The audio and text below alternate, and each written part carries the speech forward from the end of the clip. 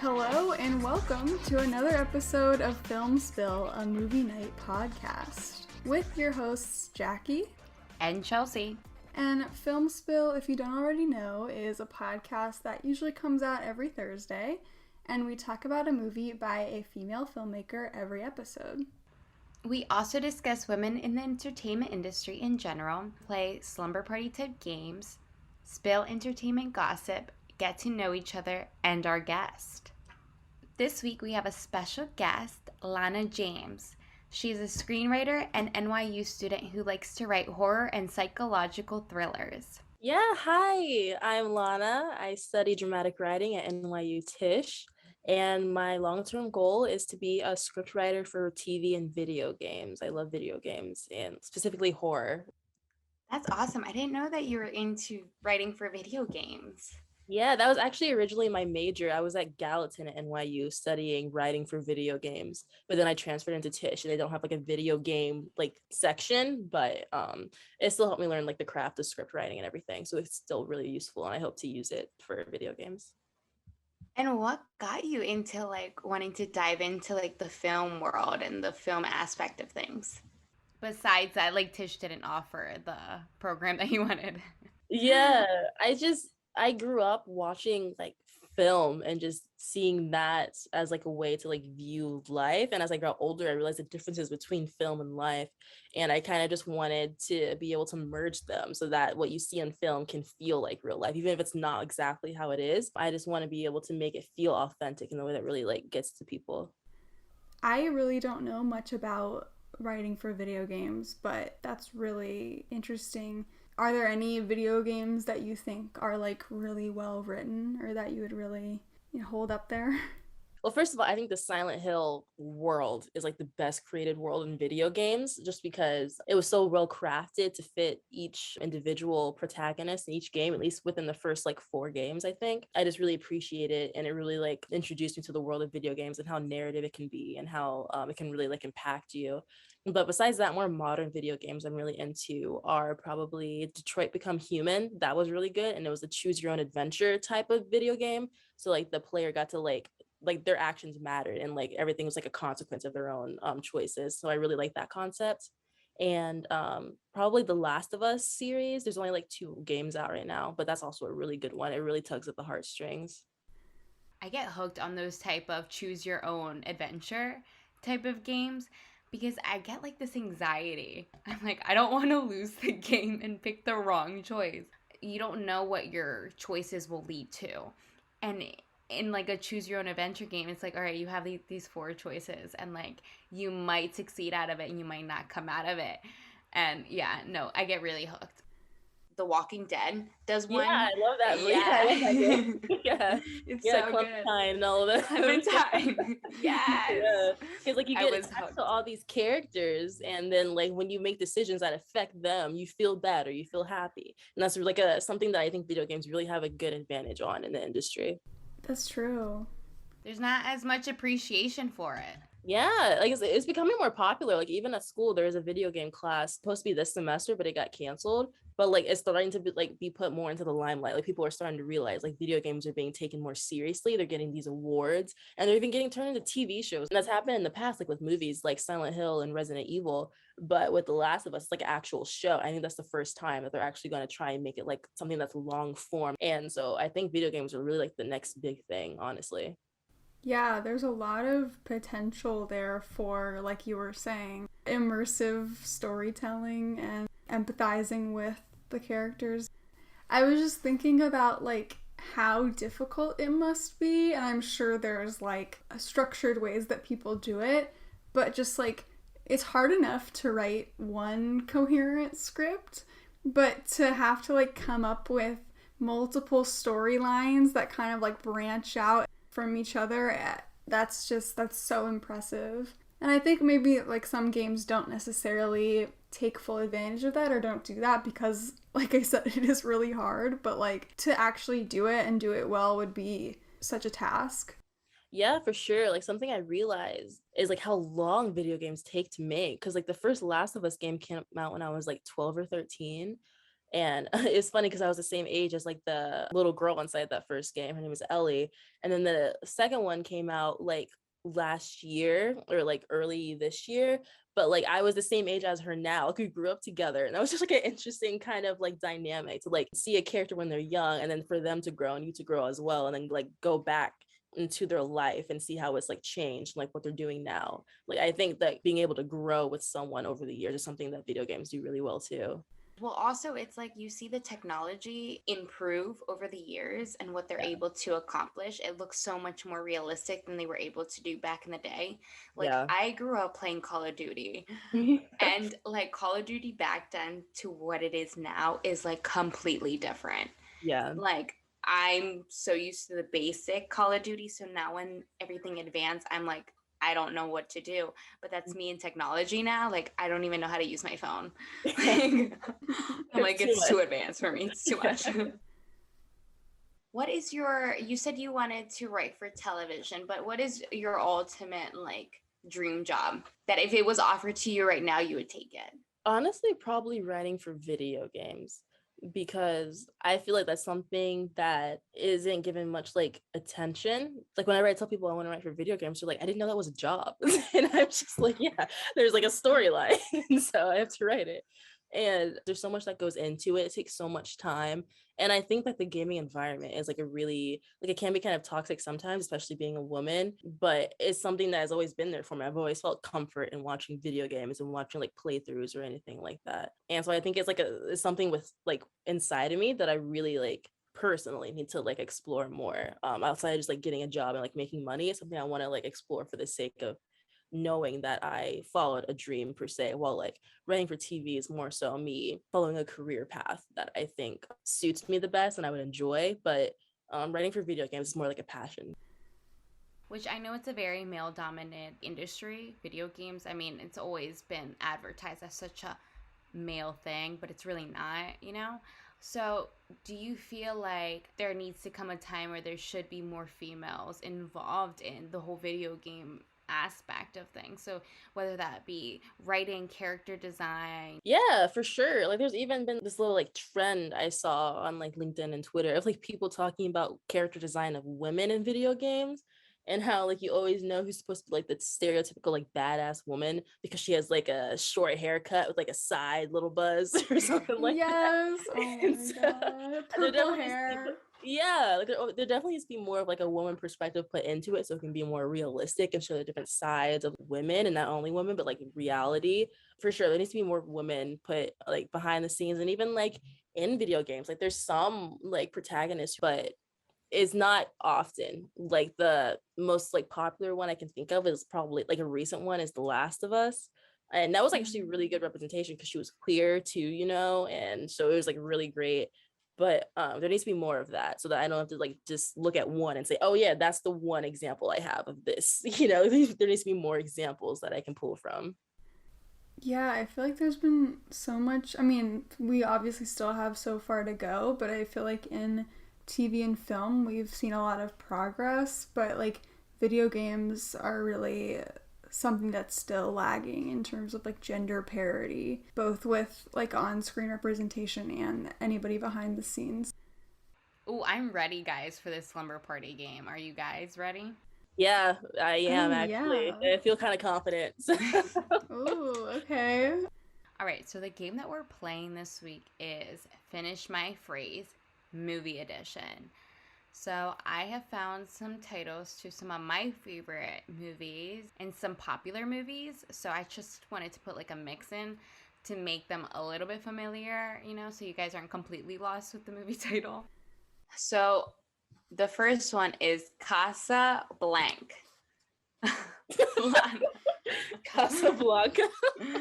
Ding, ding, ding. Okay. Gone with the Blank. Jackie. Gone with the Wind. Ding, ding, ding. All right, it's 1-1, guys. Shoot. Lord of the Blank. Lana. Lord of the Rings. Ding, ding, ding. Yeah, okay. Blank moon. Jackie. New Moon? Yeah. Ding, ding, ding. Hell yeah. Okay. I had to keep up the Twilight theme, guys. Yeah, that's true. I was gonna say full moon, but I was like, that's not a movie. My first thought was moonlight, but then I'm like, that's not how that word works. Backwards though. Yeah. Close. Okay. Dirty blank. Lana. Dirty Dancing. Yes. Ding, ding, Iconic ding. movie. I love that. Iconic. Yeah. Okay, this one you guys have to get. Okay. Blank pocus. Jackie. Hocus Pocus. Yay. Ding, ding, ding. Okay. The blank family. Lana. The Proud Family? No. Oh, I loved that show though. It's good. I know, the Peanut movie. Yeah. Jackie, do you know what it is? Is it the Addams Family? It is. Oh, okay. Ding, ding, ding. I know, but I do approve of the Proud Family too. Yeah. So. Was it the Proud Family Vacation or something? Was that Yeah, the that's it. Yeah, Yeah. That one. So good. Blank alone. Jackie. Home Alone? Yeah, Home Alone. Ding, ding, ding. Oh my gosh, you're on a roll. You got 5 right now. 5-3. Oh, shoot. I gotta Catch up. This is one word. Blank smart. Lana. Booksmart? Yeah, good Yeah. job. Ding, ding, ding. You're back on a roll. Just one more. One more, and then we're tied. Okay, this one. I think you guys will get this one. Yeah. The blank games. Jackie. Hunger Games? Yeah. Yeah. Ding, ding, ding. The blank showman. Lana. The Greatest Showman? Yeah. I forgot what it was called. I was like, wait a minute. 13 blank blank 30. Jackie. 13 going on 30. Yes. Ding, ding, ding. Okay. Oh, you guys have to know this one. I got all the good ones here, guys. Okay. Blank girls. Lana. Broke Girls. That's a show, though. That's wrong. No. You Broke Girls. Close though. Close. Okay. Jackie? Is it Dream Girls? No. You guys Oh. both didn't get it. Okay. Wait, what else? Who are the girls, Chelsea? Who are these girls you speak of? Mean Girls. Oh my god, wow. Right, Amanda right. Seyfried. Oh my Yeah, god. I know. I thought you guys are gonna get that one. It's okay. It's okay. All right, maybe next one. Blank candles. Jackie. 16 Candles? Yes. This is supposed to say 2 words. It's gonna be blank blank me. It's an old film to give you guys like a It's hint. an old film. It's an old film. It was made in the 80s, late 1980s. Lana. So the timing is wrong. But maybe there was an original Marley and Me. That was my guess. No, but you guys are close. No, that's too soon. That was like 2000 and something. Yeah. I'll give you guys another shot because this one's gonna be hard. Unless you're like a diehard fan of this movie, I feel like it's not really like talked about. Okay. My only guess is Despicable Me, but that's totally wrong. That's a good one. I should Yeah. put that one on there, but it's not. We have a hint to like a character or something. They're all boys and they're looking for something, and there's a theme song to it by Ben E. King or Ben L. King. I have no idea what this title is. So darling. Wait. You got it, Jackie? Wait. Stand By Me. Yes. Oh. I Yeah, needed but- the song. You needed the song. That's actually one of my favorite movies. I grew up watching that movie. Like, I've seen it so many times. I had to throw that in. I was like, if someone knows it, but it's not that popular. Not that many people have watched it. Okay, this I keep saying it's easy, but like this one, like, come on. Come on. How do you not know this one? It is Dr. Blank. Marvel's? Oh, Marvel. Doctor Who? No. No. Close. Dr. I was gonna say Dr. Dolittle, but then you said Marvel. So, Yeah, like, I was thinking Dr. Dolittle too. He does like some cool. He has a cape. I know who you're talking about. I thought his name was Doctor Who. Doctor Who. I don't think so. No. People are gonna come for you, Lana. But it starts with an S. Doctor Strange. Doctor Strange. That is it. That's it. Yeah. It's okay. You guys were like on a roll in the beginning. Like, Yeah. Jackie, you have 3, 6, 9. You have 9. Jackie and Lana, you have 2, 4, 5. Okay. It can be anyone's game. Okay. This is one word. Dead blank. Jackie. Only because I just watched this movie and like I was disappointed, but that's for another discussion. Deadpool. Yeah, you were disappointed? Yeah. I just We have to talk about it. It's not for me. I can appreciate that other people like it, but I'm sorry. No, I know. I feel that. I like the comedy. I think that's why. Like, I like the rough comedy in it. Yeah. All right, next one. This is something that we were going to be talking about soon. So, blank bird. Yes. Ladybird? Yeah. Okay, yeah. I was thinking of Timothy Chalamet in my head. Timothy Bird. Timothy Bird. Yeah. I blank. Oh. Yes. iRobot? No. Mm. That's a good one, though. It's a good one. Jackie. I, Tanya? Yeah, I, Tanya. Okay. I Robot. I totally forgot that was a movie. Yeah. I was a little bit more old school with it, but it's fine. Blank Wick. Lana. John Wick? Yes. Okay. This is one word, guys. Blank father. Lana. Well, I was gonna say Godfather, but it's The Godfather. So that's No, fine. but yeah, right. I just put Godfather. Yeah. Oh, nice. Okay, yay. You're on good terms with him. You can just call him Godfather. Pulp blank. Lana, oh, you're on a roll. Pulp Fiction? Yes. 2 more, and then we're done, guys. All right. So let's see who wins this. Pan's blank.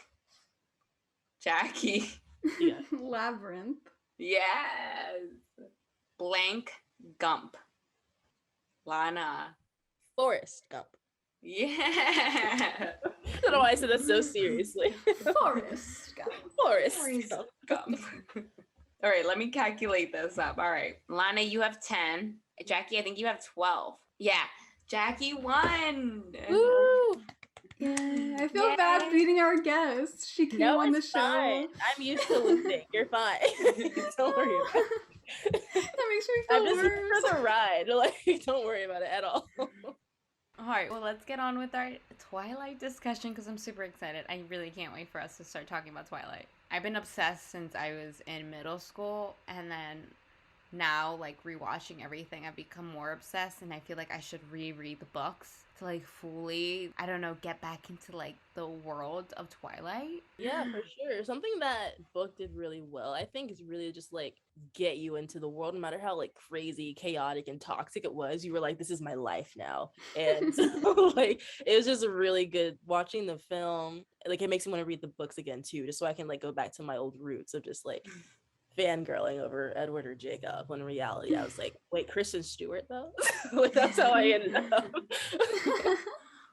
You guys are gonna, I guess, introduce me some, or like bring me into the Twilight fold, because I haven't read any of the books, and before watching the movie this time for this episode, I had only seen it once before, back like I think the summer before I went to college. Because my friends were like, "You haven't seen Twilight? What the hell?" So like sat me down and forced me to watch it like Clockwork Orange. But it's just such a wild ride. So I'm ready to be further taken down that rabbit hole, I guess. Yes. Welcome to Wonderland, Alice, you know? Like, I'm ready. Literally, especially that I just went to Forks, Washington this past Really? summer. Oh my gosh. Yes, I Oh, did. that's so cool. I had the opportunity to like really dive myself into like the Twilight feel without watching the movies in years, but I was like I was fangirling the whole time. Like for Yeah. real. Like I can't wait to show you guys pictures. I was like thinking, I'm like, should I post my pictures on her film spill page? Because like it was just such a great experience. Like it's just a 1-day trip type of thing because Forks, Washington is like dead. There is nothing there. It's such like a kind of ghost town. I mean, there's people who live there, but it's very like there's nothing around. Like there's no Walmarts, there's no like CVS. Like if there's no CVS around, that's when you know it's bad. Is it like really small then? Yeah, it's like really small. It's very just how it looks in the movies with the fog. It creates that type of like misty feel. So you feel like you're going into the movie, like you're going into the woods with Edward or whatever. I went to La Push where No way. you know, they do a lot of the scenes. Yeah, it looks exactly like the movie. It was so cold though, and we went in May, and it was brick. Wow. Wow. Yeah, so I don't know if it ever gets nice out there. It's just always horrible. I would like to know. It seems super cool. Like I want to go there, like so I can like be a 13-year-old again. Like I want to go and experience that. Like I'm at Disney World. For like a day though, like I wouldn't. We stayed overnight because we wanted to like get like the whole experience. Like I went to all the.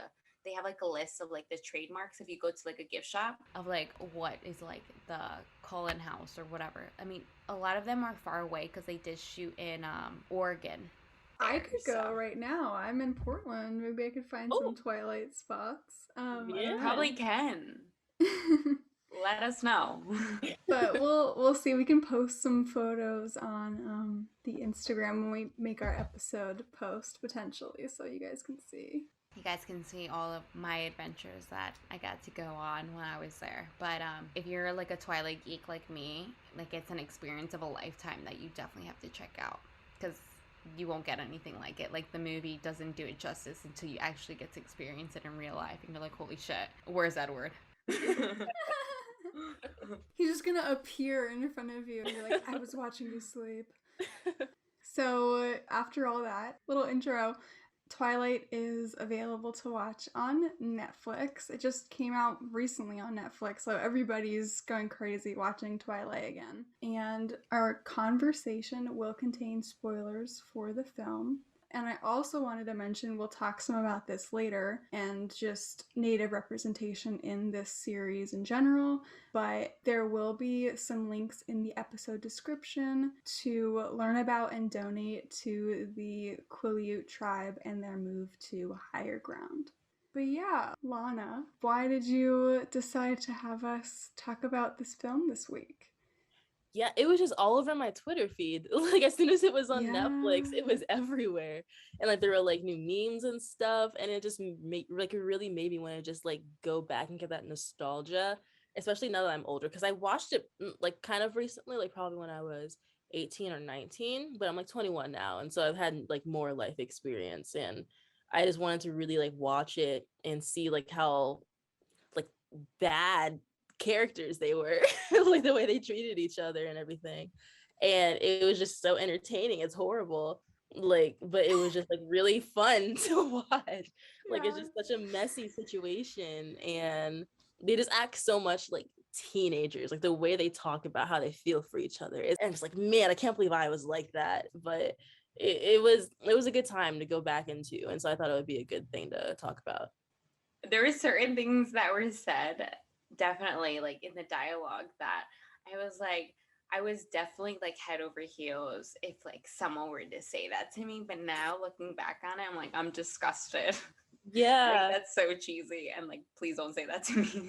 Like I feel very protective over you. Like if someone said that to me, like, get away from me. Who are you? he did something to her car, so I don't know, because I watched all of them when I That's the started second watching one. this one. It was the second one. Okay. Yeah. See, I don't know, they're all intertwined now. I know I'm like talking about the second one, but he like takes out her battery, and he's like, she's like, "What, are you following me?" And like he doesn't answer it, but like he's always watching her. Dude, yeah. So And they I'm try like, to like justify it because she gets in trouble one time with like these guys on the street. And I guess in that situation, it was good he was there to help her, but he was still stalking her. So it's still kind of odd. Like, it's just two bad situations. This Volvo just whips in out of nowhere. Like, what? Oh my god. I watched the movie with my boyfriend and his sister, and neither of them had seen Twilight before or anything. So like I was even like kind of explaining some stuff to them. But there were just so many moments where we were just all like, what the fuck is actually happening? Yeah, it's crazy. But it's so fun. she got head over heels from him really quickly, and I don't know if it was like this mysterious way, but the way that her character progresses is that I don't know if you heard her dialogue in the beginning of this, like the scene where she just doesn't feel alive. So when she learns that there's a possibility that you can become a vampire, she becomes obsessed with the fact that she can be turned, and she's like begging Edward, throughout these books that she wants to get changed. So like eventually, obviously, she gets changed, but because she gets pregnant, and like she's pretty much getting kind of killed from being pregnant. It's like half vampire, like half human, that has like special powers to like read your mind. The baby? The baby. The baby.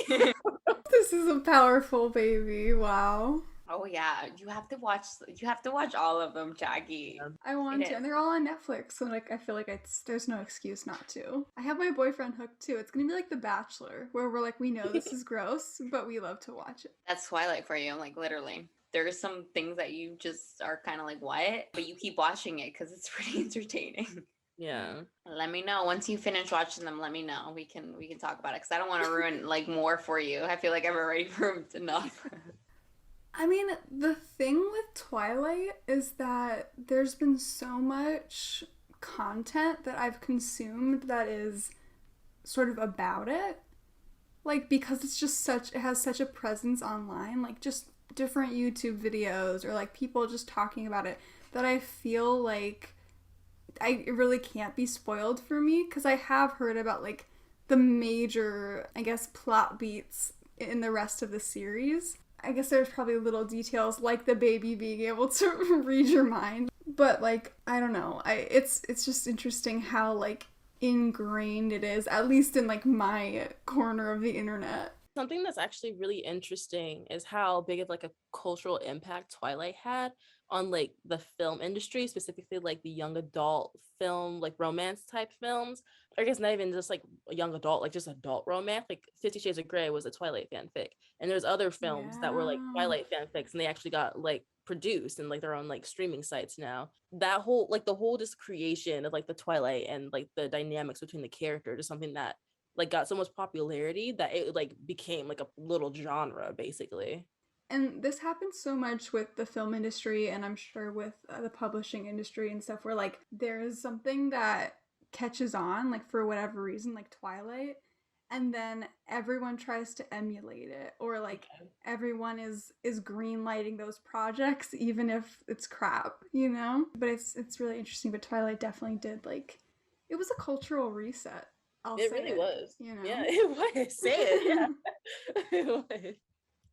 Yeah, like kids like that are like 13 now, or like the age that we were when we were becoming obsessed with it, are becoming obsessed with it. Yeah. And are like loving it just as much as we did. But like they are liking the movies. They haven't read the books. Like we fell in love with the books first, because that's what came to us first. I was obsessed to the point where I had posters, I had merch, I had all the books, like I had everything. I had my blankets. I made sure that I got a blanket for each of the movies.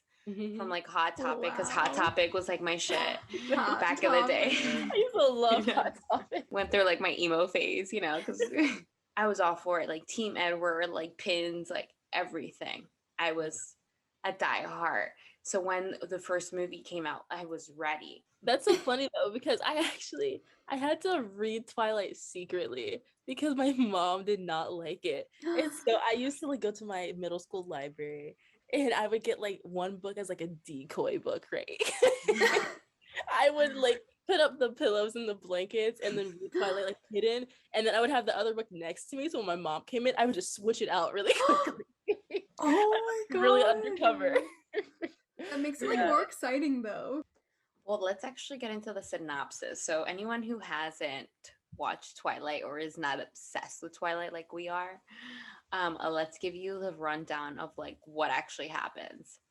So high school student Bella Swan, played by Kristen Stewart, always a bit of a misfit, doesn't expect life to change much when she moves from sunny Arizona to rainy Washington state. Then she meets Edward Cullen, a handsome but mysterious teen whose eyes seem to peer directly into her soul. Edward is a vampire whose family does not drink blood, and Bella, far from frightened, enters a dangerous romance with her immortal soulmate. I mean, they do drink blood, but it's not like human blood. It's more like deer blood or like animal blood. They're vegetarians. They're vegetarians. Yeah. Wait, I have a question though. Yes. So, because you guys read the book, so you can fill me in. So I was confused because I thought that that first scene where they're like in that whatever, it's like a warehouse or a factory or something, and then like you see a guy like basically get eaten, like you see somebody come after him or multiple people, and then like you see that he's gonna be eaten, his blood's gonna be sucked, and then like Edward's not at school, and when he comes back, he has like his like glowing gold eyes or whatever. Like, so did he eat that guy or no? Like, I was confused because I'm like, the Cullens are like vegetarians or whatever, but Edward didn't, I guess. I don't know. I was confused. So I think what happened was it was James and his crew who were attacking that guy. And so Edward really was just like hunting some deer or whatever in the mountains.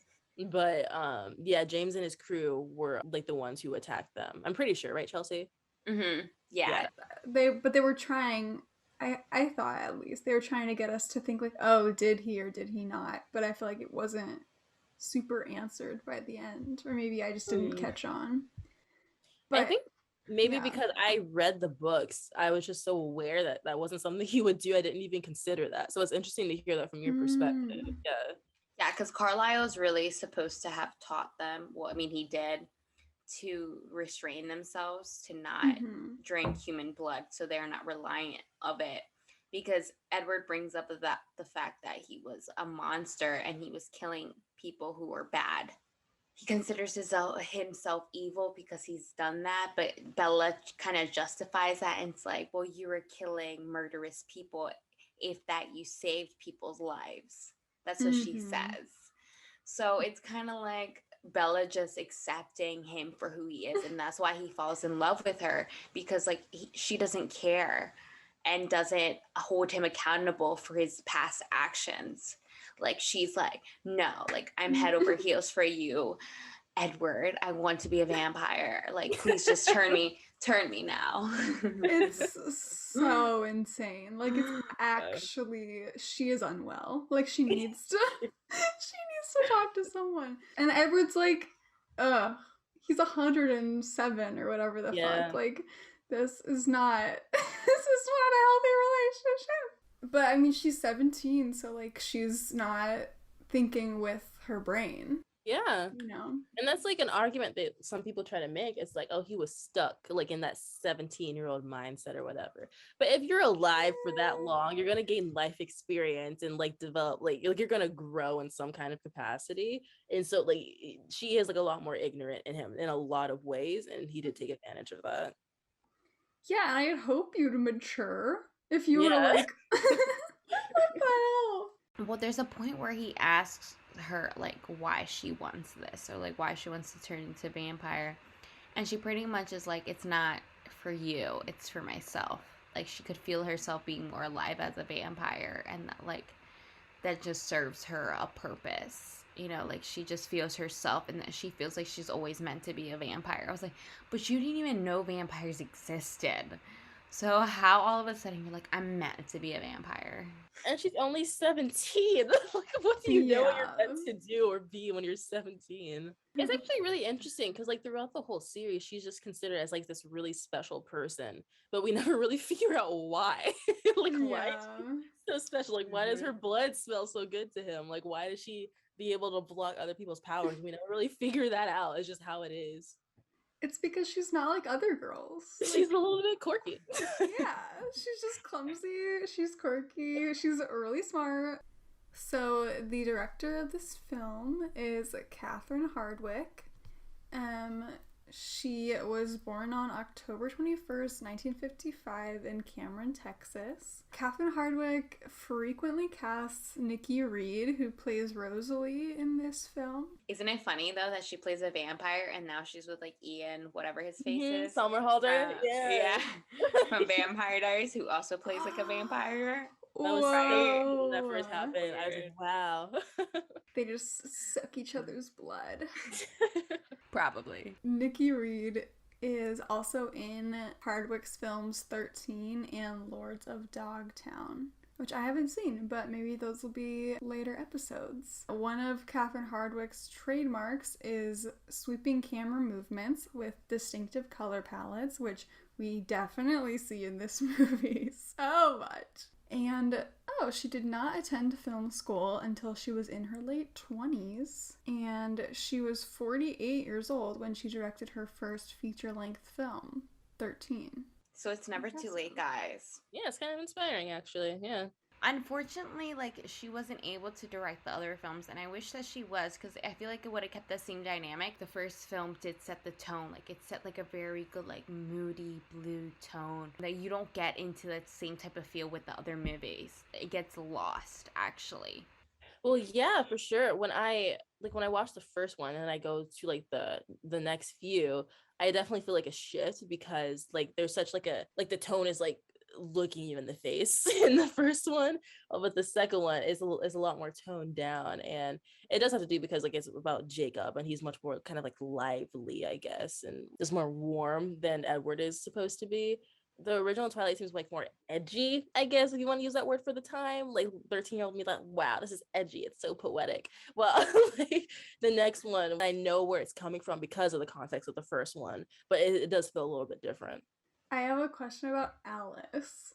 I have a couple things to say about Alice. One is it's so funny. They're like, she can tell the future, but it's subjective. And I'm like, dude, she can't tell the future then. Like, what the hell? But is she like bi or is she gay? Because there's multiple moments where she's like kind of looking at Bella. I mean, like, I know she like smells good or whatever, but there's also a moment where like Edward tells her, like, keep your thoughts to yourself about Bella. And I was like, we have a queer character in Twilight. Confirmed.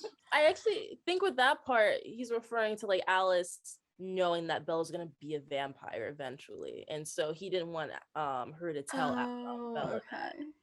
Yeah. But there is the like theory that Alice is like bi or queer in some kind of way.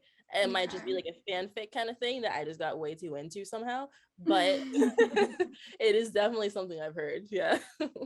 No, I didn't even think about Alice like that. No, I feel like she's such like a bubbly character. I've always seen her as such like so outgoing and so lovable, and she was like Bella's number one like supporter out of the Cullen family, because Rosalie was like not with it, but Rosalie had this envy towards Bella that, like, you know, Bella had what she couldn't have. Is Rosalie like interested in Edward? No, I think there was like something about like the parents maybe they considering them being together or something like that, but it just never worked out, and she went with what's the Emmett, that's the bigger guy's kind of like really muscular guy's name. Yeah, she ended up with him. So Carlisle saved Rosalie like without her permission. That's kind of what he did for everybody. Yeah, pretty much. He just found people who were like sick or like dying, and he tried to save them, and sometimes it didn't work out, but sometimes it did, and then he like accepted them into his family. Which is like, where's the consent? Like, like I don't want to be immortal. I don't want to be a vampire. Like, let me die. You know, like this is my natural course. Like, I'm sorry.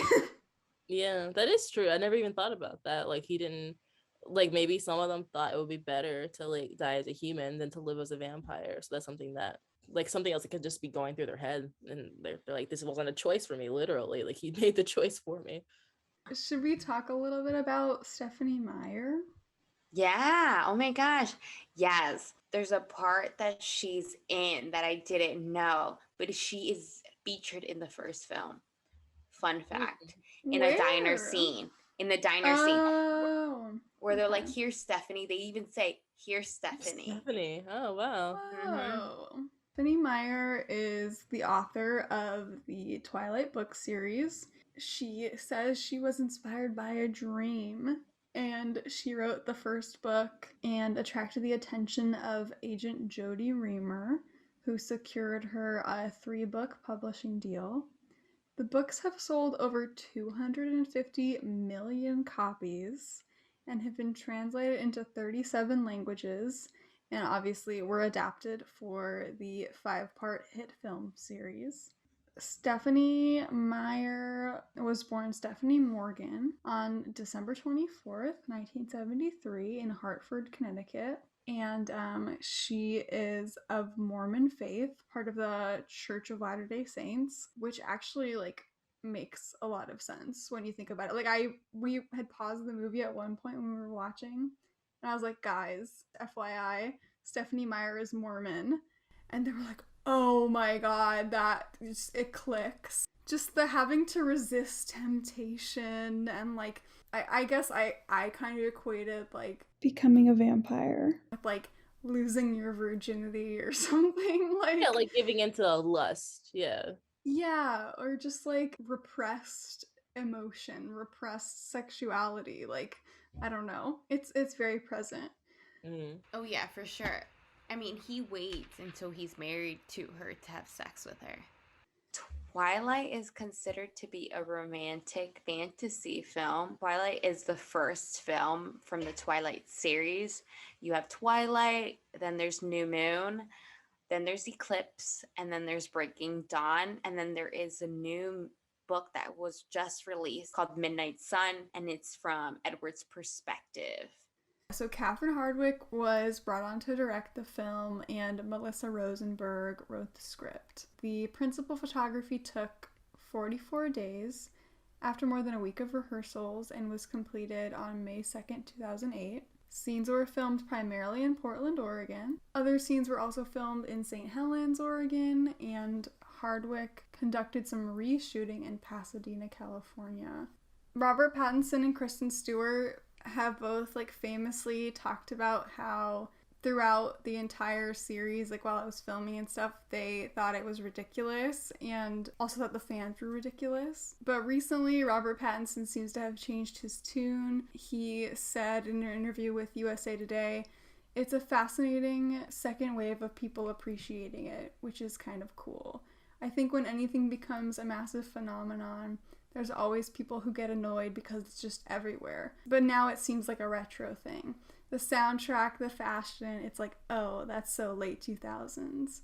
Which, yeah, I think that's kind of what's happening now and why it's having this resurgence, along with it coming onto Netflix. Every time I see like Edward's hair, I'm like, wow, that's early 2000s. It's just like, really going for it. Whatever it is, it's going for it. There's nothing that can beat Twilight for what it was at that time, period. Yeah, there's a song called Cold by Aqualung, I think. And whenever I hear it, I don't know if it was made for the movies or if it was just like a song that they added, but it just brings me so much to that zone of like Twilight and like godness and stuff. Yeah. Like, it puts me in that zone so quick. And I like going back there because that was like a part of me. Like growing up and everything, I like had a emo phase and all that kind of stuff, and I had like that really dark kind of like vampirical kind of vibe going on. There's so much that can be associated with Twilight for a lot of us growing up. Definitely was like really impactful for a lot of people. Did we all go through that gothic phase? Probably. I went through like a Tumblr phase. I'm still in my Tumblr phase. Tumblr, I love Tumblr. I love Tumblr so much for like just aesthetic pictures and stuff. I love it. It's so cool. Text posts. Yeah, yeah. I wish it was still as popular as it was before. Like I remember trying to get followers on Tumblr, like thinking it was so cool. Yeah. They took porn off Tumblr and then everybody left. And then they went to like Twitter pretty much. That's where they all are now. But like I was kind of, I guess, on the outside looking in at Twilight, you know? And I don't really remember, like, it wasn't like I hated it or anything, I just wasn't into it. But I remember there was a lot of Twilight, like, hatred that went around. I don't know if you guys remember that, but people being like, it's so dumb, like, they're the worst books ever, the movies are awful. And I watched this video essay. It came out a couple years ago by Lindsay Ellis, who is amazing. You guys should go check her out if you haven't heard of her. She's a YouTuber. She makes a lot of video essays and stuff about movies and just pop culture, media. And it's about, well, it's called Dear Stephenie Meyer. And it's kind of like an apology letter to Stephenie Meyer. And Lindsay Ellis kind of reflects on sort of the internalized misogyny that a lot of girls aimed at Twilight. So there's a interview with Melissa Rosenberg with IndieWire, and she says, when you start to read the criticism of Twilight, it's just vitriol. It's intense. The contempt from critics, both men and women. We've seen more than our fair share of bad action movies geared toward men or 13-year-old boys. And you know, the reviews are like, okay, it was crappy, but it was a fun ride. But no one says, oh my god, if you see this movie, you're a complete fucking idiot. And that's the tone with which people attack Twilight. Lindsay Ellis talks about, like, how just society hates teenage girls for some reason. Like, anything that they like, anything they find joy in, anything that they do, society won't let them just live. And, like, yeah, like, we don't criticize, you know, whatever, Transformers or anything like that in the same way that people have criticized Twilight. Yeah, I feel like in general, teenage girls are really put down a lot.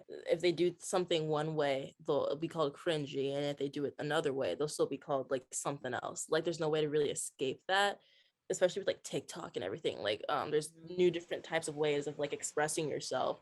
And like if they're teenagers, are gonna do certain stuff, and I'm not really gonna like see anything wrong with it unless it's like causing problems. But like some people just like have like the goal to just put teenage girls down for some reason, as if like their existence is just like not what it's supposed to be. But like what do you expect from a teenager? like they're just trying to like do their best and like trying to feel like happy with themselves. That's all that they're really doing. And so just like putting down a film like a teen romance film, there are problematic things about it, but if you're not going to go into that, then like make them equal. Like talk about how like shitty a action movie with Vin Diesel is too. Like don't just like come for Twilight because it's about sparkly vampires or whatever. There's different types of bad. You should talk about them all. Looking back at my teenager self, I know I was a fucking wreck as a teenager. Yeah. But they did a great job with just showing you like how messed up you are as a teenager. Yeah. Just all the thoughts that get put into you or whatever the case may be. Like I know I was probably like a depressed teenager, you know, going through all these emotions that I didn't understand. So that was like the same with Bella, but it gets criticized. Because like I've had like a lot of daydreams, I feel, when I was younger that are somewhat in line with like how Bella thought, but I grew past that because I'm more mature, you know. And so like I'll acknowledge that like that's a part of like the teenage experience, just being stupid, you know. Something that Lindsay Ellis talks about in the video essay is that like a lot of the most vocal critics of Twilight were other teenage girls because they were trying to distance themselves from what had been so heavily criticized and what was seen as this like cringy young woman's fantasy, I guess. She was like, there is sometimes internalized misogyny in pop feminism. And like, yes, the messages in Twilight are problematic. Like, we don't have to say that they're not. Edward watches Bella while she sleeps. Like, that's not okay. Breaks and enters into her house. like, yeah, like it's not good, but like like, not every movie has to be this, like, overtly feminist masterpiece, right? Like, there is room for movies like Twilight, like cheesy romances about sparkly vampires. Like, you know. I want to bring up the indigenous representation. So, Jacob and his tribe aren't that prominently featured in this film, but I think it's still important to touch on because it becomes much more important in the later films. So I found this great article that, again, will be in the episode description by Shea Vassar for Film Days. Basically, she points out that the character Jacob is a member of the real-life Quileute tribe, and as of 2010, Stephenie Meyer had failed to financially compensate the Quileute nation, and even failed to ask their permission to use their culture as part of the series' marketing. And Vassar says that while this may well have been remedied in the 10 years since, Twilight in 2010 was at its cultural peak. And maybe now that, it's kind of resurging, it's another chance for Stephenie Meyer to step up and do the right thing. But we'll see. I'm not holding my breath. But basically, Vassar talks about how she compares Edward and Jacob's personalities and how they're portrayed throughout the series, and how Edward is like very stoic with his emotions, and like we said, he's insistent on not having sex until marriage, and he has like these very Christian, like you could say Mormon, morals, and like those values were like brought to North America during colonization. And then Edward and the entire Cullen family have like sworn off these urges, right? So they're all very like contained and restrained and whatever. But Jacob is shown as like more emotionally off the wall, and she says he's constantly appearing without a shirt, and he's unable to fully control his wolfishness, and these differences play into extremely harmful characterizations of Native people. In addition, this is some shit. So Taylor Lautner was cast as Jacob in the films, and Vassar says that while there were admittedly some indigenous actors cast in the supporting roles, the big kicker comes in the casting of the main man himself, Jacob Black. Taylor Lautner, a non-native man, was cast as Jacob. At the time, Lautner was definitely not aware of any indigenous biology or ancestry, and he definitely was not culturally tied to any group or tribe. But then, conveniently, in 2008, when the first movie came out, Lautner began to state in interviews that he did have some Native American heritage, and said that his mom had ties to the Potawatomi people in Ottawa, but Vassar says this still does not solve the lack of personal ties that create community within indigenous cultures. So, in an effort to do our part and be not like Stephenie Meyer, we want to include some resources in the episode description to learn about and donate to the Quileute tribe and their move to higher ground. So the Quileute tribe, a lot of their nation is located in a tsunami zone, and with rising sea levels and more extreme weather events becoming more common, this could lead to the loss of their home and even members of their tribe. So the Quileute tribe wants to move their community buildings and homes to higher ground where they will no longer be in the tsunami zone. They are beginning this process with the Quileute Tribal School, the only school in the world that teaches the Quileute language and culture. So those resources will be in the description if you want to learn more about the Quileute tribe, if you want to donate to their move to higher ground, please do so. We should say our favorite scenes. Okay. And then close it out. Does that sound good? Yeah. I like the baseball scene. We were freaking out when we were watching it, and we were like, this should be an anime. Just like all the crazy shots and like the action. I don't know. It just... Thinking about Twilight as an anime, it all clicks. Like, I don't know. I'm sure it's been done, too. Like, it has to. My favorite scene is, I think, when they're actually, Bella and Edward are getting food, like in that restaurant, and he's like admitting everything to her, just because that's the only time there's not the blue filter over everything. And that just really, like, even when I was younger, I was like, oh, they're seeing each other in a new light. Like, this is magical. I just really love that the switch. symbolism. Yeah, I was like, whoa, should I get into film? It's like, I was that was the moment. That was what I knew I needed to write film. Yeah. Should have said that in the beginning, Lana. My inspiration was Twilight, specifically this scene. My favorite scene, I think it's because it's so cheesy, but it's like when he takes her to like the woods and they start walking to the woods and he's like, as if you can outrun me. When he's like threatening her, that's your favorite part. And he's like, say it. He's like, say it, and she's like, vampire. Yeah. That's a really memorable scene, actually. That's probably the most memorable scene out of all of them, so it's a good one. Yeah. Twilight's like that scene, like right there, because like that's when he says like, and so the lion fell in love with the lamb. Like that was like, I was obsessed with that quote, and I actually had a bag, you know, like those tote bags. It had a picture of Edward, and then on the back of it, and it said like that quote, and so the lion fell in love with the lamb. Man, diehard fan right there.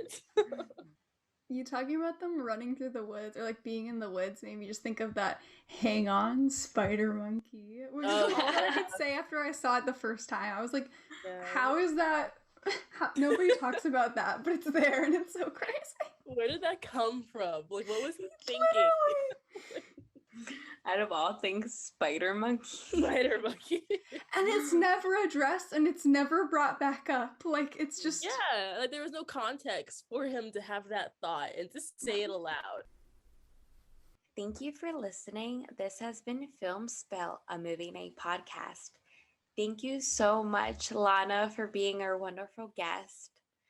Do you want to plug in anything, by the way? Sure, yeah. You can follow me on Instagram and Twitter at It's Koalana. Like it's and then the start of koala and then just end it with my name, Lana. Yeah, that's it. Oh my god, adorable. That's cute.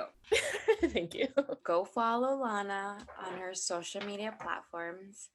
And you can also follow us on Instagram, TikTok, and Pinterest. All are at Film Spill Pod. Tell a friend about the podcast if you'd like, and leave a review for us on Apple Podcasts. That'll help other people find Film Spill too. You can support the podcast at Film Spill Pod on PayPal. And special thanks to Onyx Films for promoting us. You can check out Onyx's other projects at onyx-films.com. The editing and cover art were done by me, Jackie. Until next time, don't cry over a spilled film.